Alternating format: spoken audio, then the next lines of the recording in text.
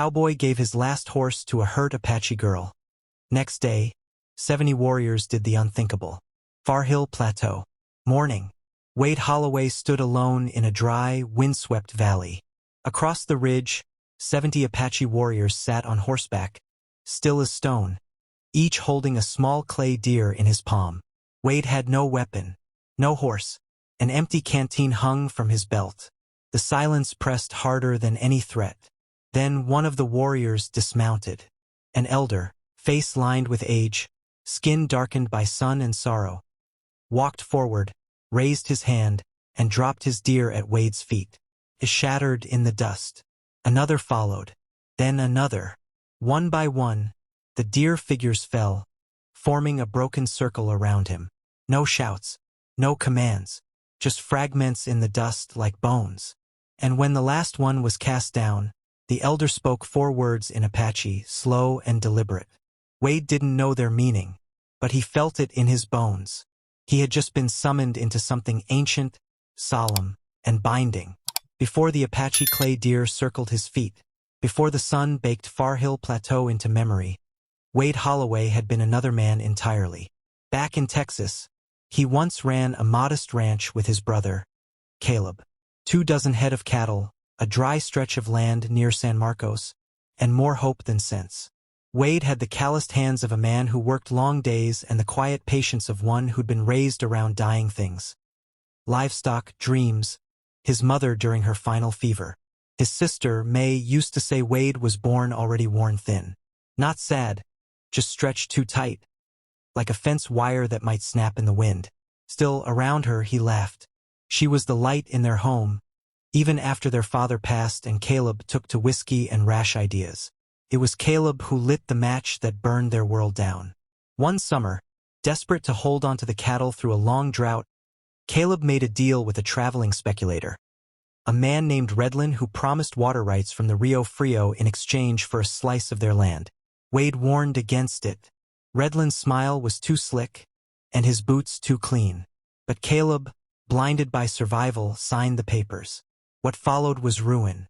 Redlin's men dammed the creek that fed their pasture, diverted the flow for his own ends, and let the Holloway's herds rot in dust.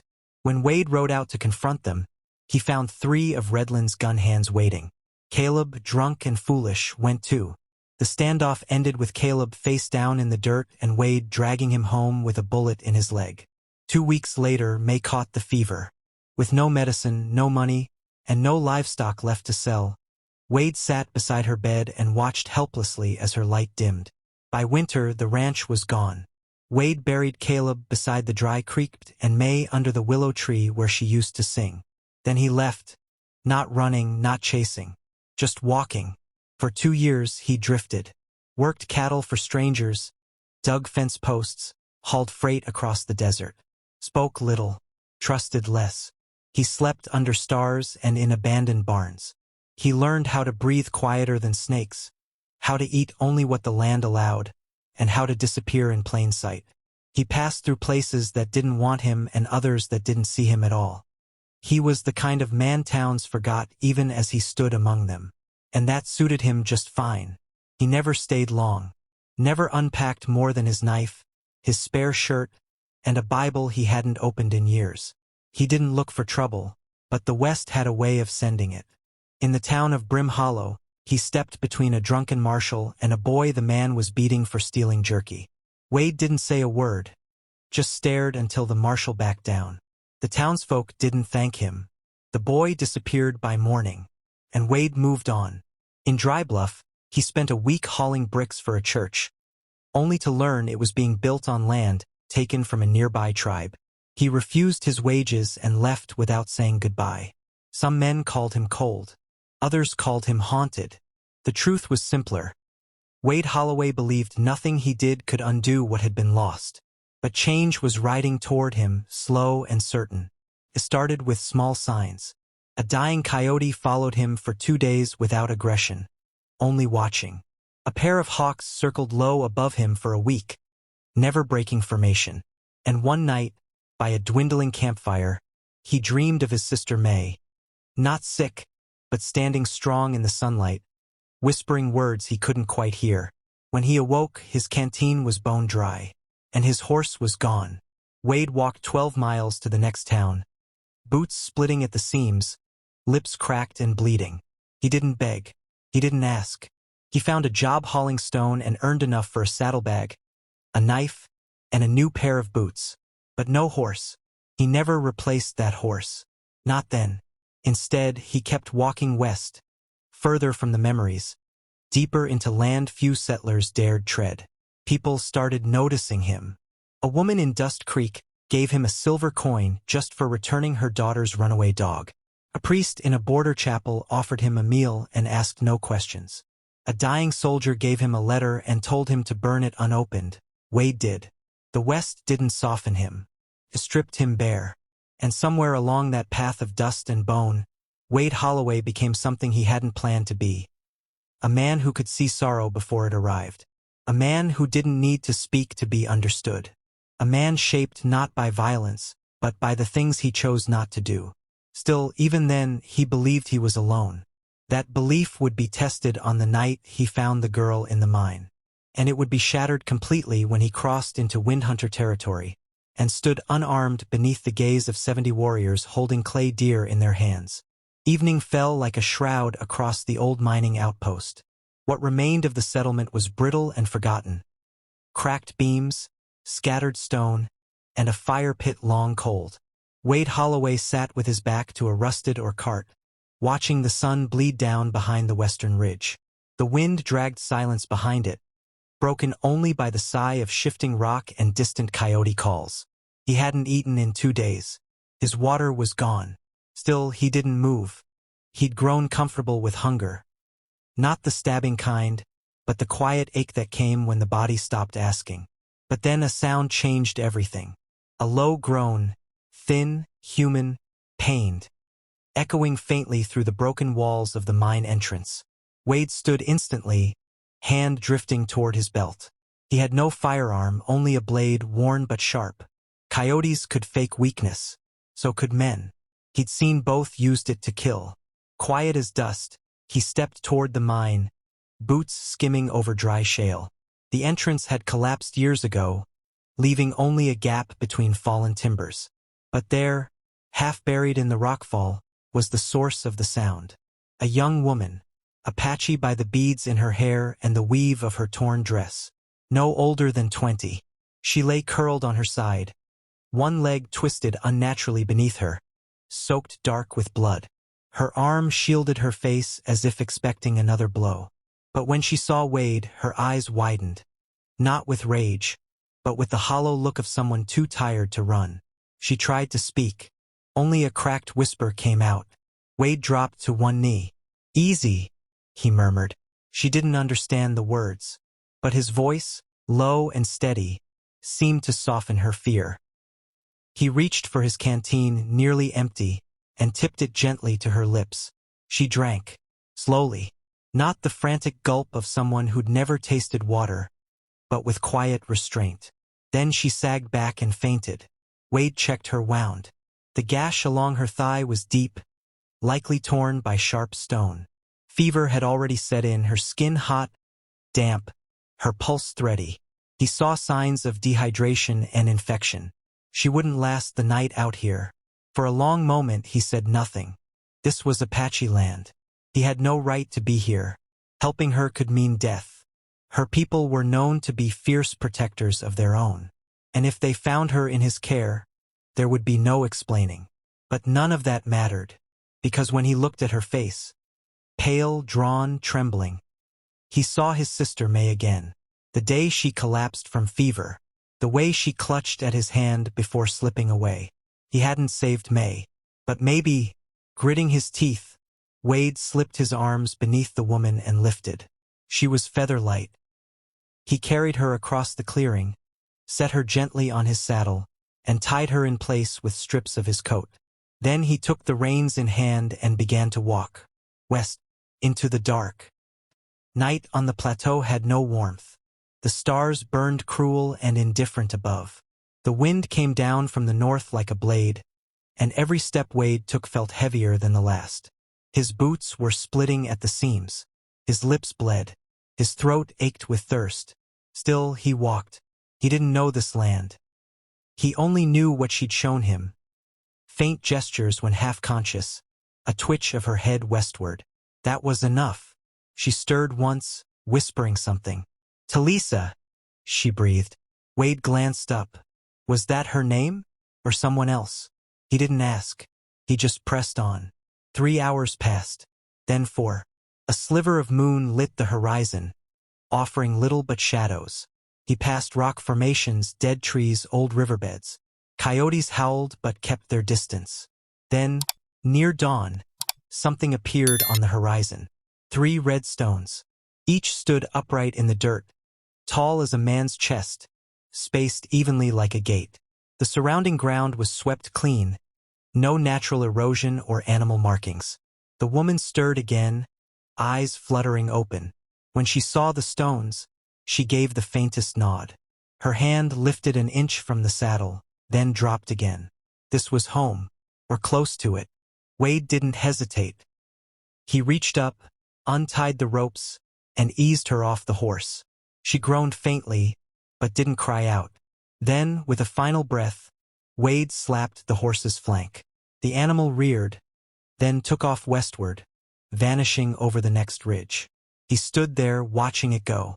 No horse, no weapon, no water, no plan, just a stranger in enemy land. And he didn't regret it. The warriors arrived at dawn, 70 riders. They came like ghosts, one by one cresting the ridgeline, each draped in ochre cloth and feathers. They formed a crescent in the dust, silent, unmoving, watching. Each held a clay deer in one hand. None drew weapons. Wade didn't move. He stood where they could see him, arms at his sides. He didn't raise his voice. He didn't kneel. Then the woman returned. Talisa. She rode slowly, propped against an elder woman whose face was lined like sun-cracked stone. The elder wore robes of bone and feather, her expression unreadable. They dismounted and approached. Talisa stepped forward, her limp pronounced. She looked tired, but her eyes were alert. "You gave your horse," she said in halting English, "to save my life." Wade said nothing. She nodded to the red stones behind him. "That is sacred boundary, Windhunter territory. Crossing it with no intent, no offering would be death." She paused. "But you gave a road gift." Wade didn't reply. She gestured to the warriors. "They believe you acted with soul, with sacrifice. That binds you to us by spirit, if not by blood." Wade's jaw tightened. "I didn't know the rules," he said quietly. Talisa smiled, but it was not mocking. "No one ever does. But they know when a man's gift is pure." The elder raised her hand. 6 young warriors stepped forward and placed feathers in the dirt. Each feather was adorned differently. One with stone beads, one with a strip of fire-marked bark, one with braided horsehair. Talisa spoke again. "Each feather is a trial. Stone, fire, wind, water, bone. You may choose one," she said, "and choose a warrior to face it for you." Wade looked at the feathers, then at the faces around him. They watched not with anger, but expectation. "I'll do it," he said simply. Talisa blinked. "Do what?" "The trial. Myself." A murmur passed through the line of warriors. Talisa spoke quickly to the elder in Apache. The old woman's eyes narrowed. Then she nodded once. Talisa turned back. "No outsider has ever offered that." "Then I guess I'm first." What happened next Wade would remember in fragments. The elder knelt. All 70 warriors dismounted in silence. Each walked forward. Each placed his clay deer at Wade's feet. Then feathers. Then something more. A blade wrapped in red cloth. A child's carved rattle. A folded piece of war-painted leather. One warrior placed his own medicine bundle, something never given. By the time they finished, Wade stood at the center of a circle of gifts. Dust swirled, but no one moved. No voice rose. Then the elder spoke. Her voice was deep and slow. Talisa translated. "You have given without asking. You have chosen danger when offered protection. You do not seek to become us. But you act as one of us. The chief came forward. A broad-shouldered man with gray in his braids. He held Wade's horse by the reins. The animal now bore new markings. Its mane braided with feathers, its flanks marked with white handprints. A sign of welcome. You came with empty hands, the chief said. You leave with 70 gifts. You are now brother to our people. Wade Holloway woke to the scent of cedar smoke and earth. A blanket covered him, not his own, and a quiet fire warmed the air. His limbs felt heavy, bruised by sleep and something deeper. Outside the woven shelter, faint voices stirred. He sat up slowly. Talisa sat at the entrance, grinding herbs into paste. Her braid hung loose, and her leg was wrapped tightly with bark and cloth. You breathe, she said, without looking at him. That's good. What happened? The trials. Wade recalled only flashes. Feathers, chants, his hands in fire, his knees in dust. He remembered standing and falling, remembered silence like judgment. I passed. She nodded once. You live. That is enough. Outside, the Windhunter camp moved with the rhythm of old life. Horses snorted as they were fed. Elders sang while young ones carved tools. No one looked at Wade directly, but all felt his presence. He walked through the camp, slowly, as if not to disturb something fragile. Some nodded. Most didn't. Still, no one turned him away. Later, Talisa came to him near the circle of fire. She walked slowly but without help. My father, the chief, wants to speak. Wade followed her to a clearing ringed by stones. The chief waited, tall and still. Around him stood elders and warriors, and the 4 who had offered to face trials in Wade's place. 2 children, a woman with a healing scar, and a one-armed warrior named Kale. Talisa translated. You refused their sacrifice, she said. That binds you. Wade didn't speak. In our law, to refuse a gift is to accept its burden. You are now linked to them. If harm comes to one, that bond breaks. You become a stranger again. Wade looked at them. The boys. The woman. Kale. He gave a quiet nod. I understand. From then on, Wade worked. He hauled water. He dug fire pits. He helped repair shelters and gathered dry wood from miles out. No one asked him to. No one praised him. But they let him do it. He began sharing a fire with Kale. The one-armed warrior spoke rarely, but when he did, his words held weight. You walk like a man carrying graves, Kale said one night. I am. Kale nodded once. Good. The weight makes us real. A week later, Talisa came to him near dusk. We ride at dawn, she said. East. To recover something lost. She didn't explain further. The next morning, Wade was given back his horse, the same one he'd sent away, now braided with white feathers and painted symbols. Felt changed. So did he. They rode east for hours, 30 warriors, silent in their saddles. At noon, they reached a blackened valley. This was a sacred camp, Talisa said. Soldiers burned it, called us trespassers. Charred beams jutted from the earth. A tree stood at the center, split by fire, but not fallen. Talisa dismounted and knelt at its base.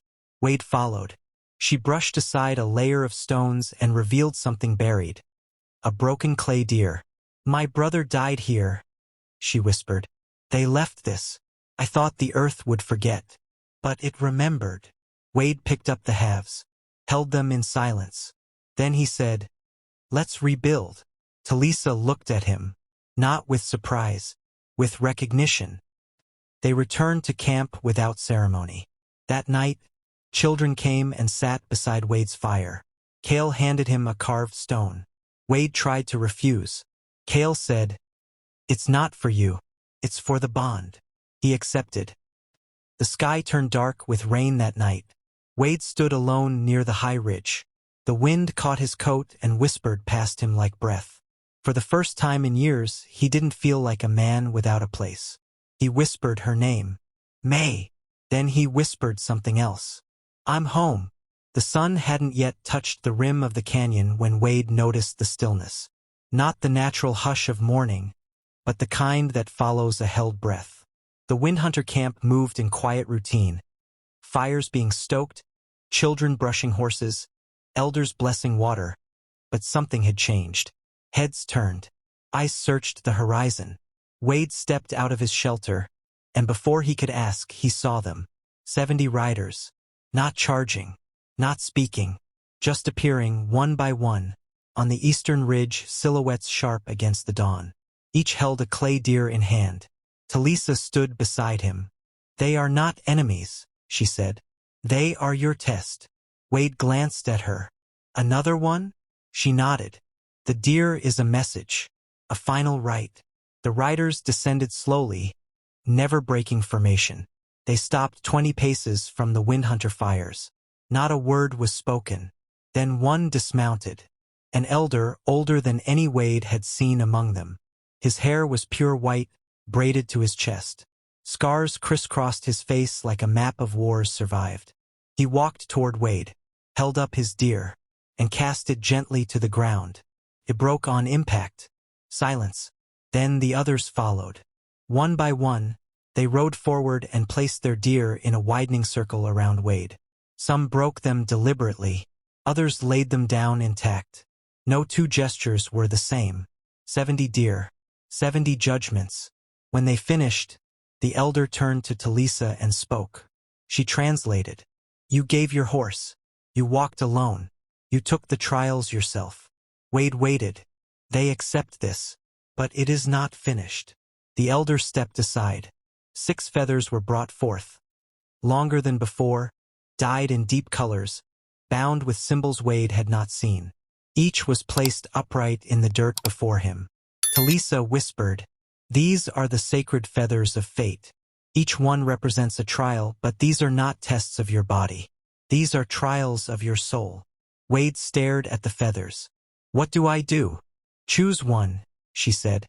"Then choose someone to face it for you." Wade looked around. People had gathered, quiet, waiting. Children, elders, warriors. Cale stood at the edge of the crowd. The boys sat near the fire, hands in their laps.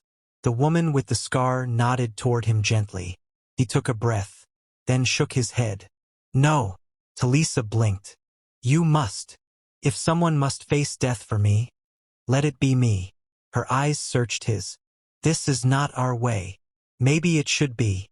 She hesitated, then translated. The elder listened, then knelt. Not in defiance, not in refusal, in reverence. A murmur passed through the warriors. Not resistance, recognition. One by one they dismounted. One by one, they walked toward Wade and laid something at his feet. Not just feathers this time, but tokens.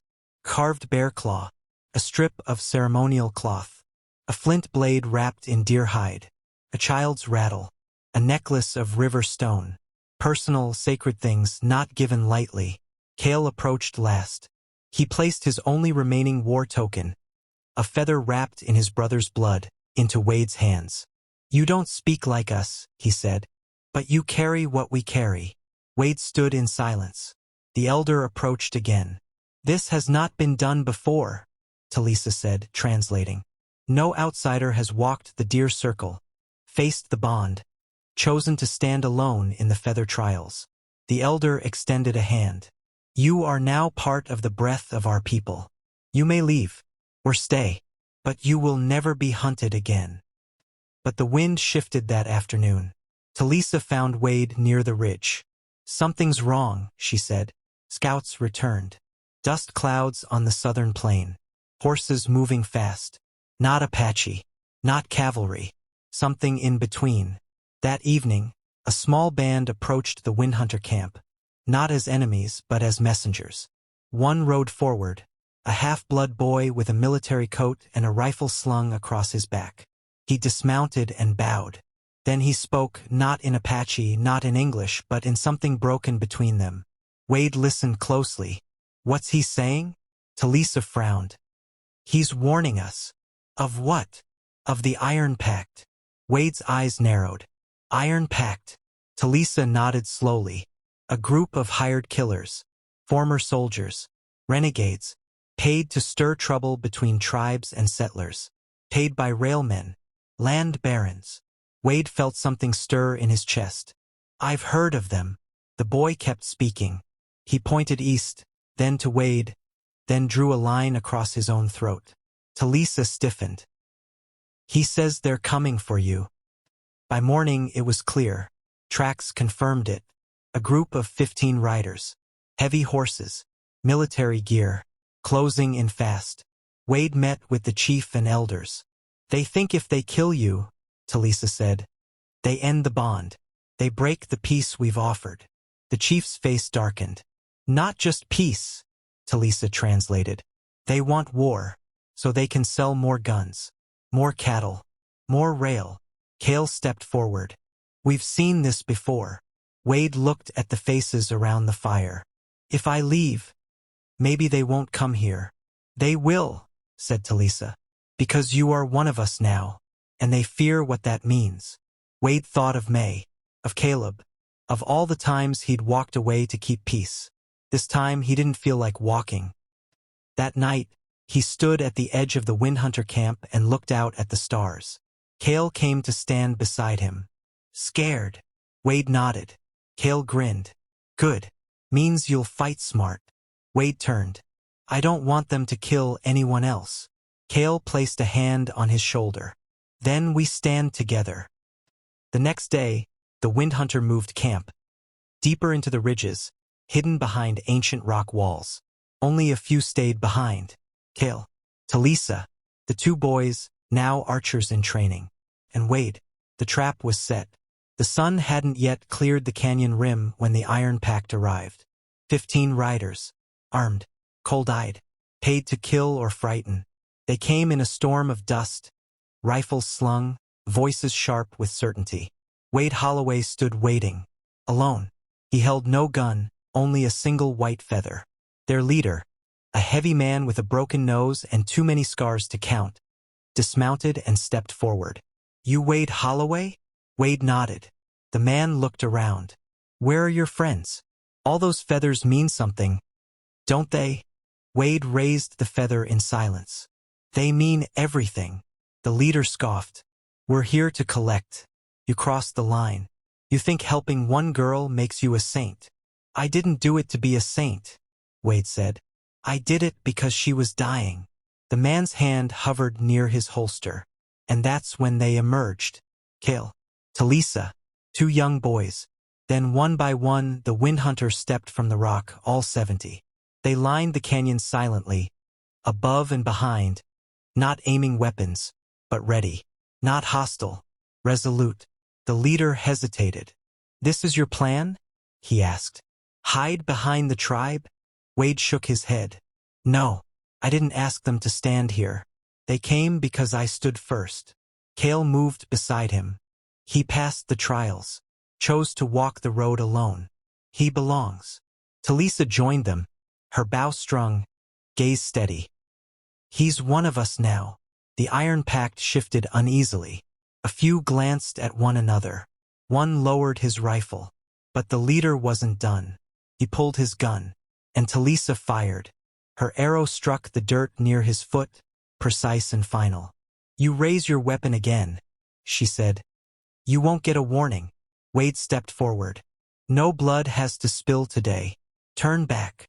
The leader's hand trembled. Rage filled his face. But then another packed rider dropped his gun. And another. Soon only the leader stood armed. Then he too cursed and threw down his weapon. You're not worth dying over. They mounted up and rode out. No cheers followed. Just silence. And wind. Then the Windhunter began to move. One by one they approached Wade. They placed feathers at his feet. Beads. Pieces of cloth. Carvings. Symbols of honor not just from warriors but families. Cale laid a flint pendant in his hand. You didn't just pass the trial, he said. You changed it. Talisa came last. She placed a leather cord around Wade's neck. Her mother's pendant. You gave what couldn't be asked. You faced what couldn't be measured. You've shown soul. Wade stood in the center of a wide circle of people, no longer judged, no longer a stranger, and for the first time in years he felt whole. Evening wrapped the Far Hill Plateau in a hush of gold and violet. The wind had softened, the fires had dimmed, and the long day of judgment had passed. Wade Holloway stood near the edge of camp, adjusting the saddle on his horse, the same one he'd once given away to save a stranger. Now it bore 70 white feathers braided into its mane, each one tied by a different hand, each one a promise of respect, of protection, of family. He took a breath and looked north. A long range of mountains rose in the distance, jagged, snow-kissed, quiet. He didn't know the names of the peaks, but the land up there, they said, was untouched. Grazing meadows, clear water, soft pine valleys. He thought he might try building something again. Not like before. Something smaller. Sure. Behind him, footsteps approached. Talisa. She stood at his side without speaking. Her braid was shorter now, freshly trimmed, bound in red cloth. They watched the horizon together. Finally, she asked, "Where will you go now, brother?" Wade nodded toward the hills. "Heard the grass is strong in the northern valleys. Heard it stays green even in the dry season." She didn't answer at first. Then, "You'll find peace there?" He gave a small smile. "I'll find whatever's meant to be." Talisa stepped forward and reached for the feathers along his horse's mane. She adjusted one. Smaller, older, marked with red ink. Her own. Wade saw her hand tremble, just slightly. "I'll keep this one closest," he said. She looked at him then. Real steady. "You've walked far," she said, "and bled more than we asked." Wade shook his head. "You gave more than I ever thought possible." He glanced at the camp. Children ran between fires. Elders sang. The two boys who'd once been named in his trial now stood tall, bows in hand, practicing with quiet determination. "Looks like I'm not the only one who changed," Wade said. Talisa smiled. "No, but you were the first." A silence settled, not empty, but full. Then the chief stepped from the inner circle, flanked by Cale and 4 elder women. He raised a hand. Without a word, the wind hunter began to mount. All 70 warriors. One by one, they rode to form a slow line behind Wade. Not as soldiers, not as guards. As kin. An escort of honor. Cale rode past Wade and gave him a nod. Talisa stepped back. "You ride alone from here," she said. "But never without us." Wade gripped the reins. "Thank you." He swung into the saddle, looked once more at the fires, the people, the land that had changed him.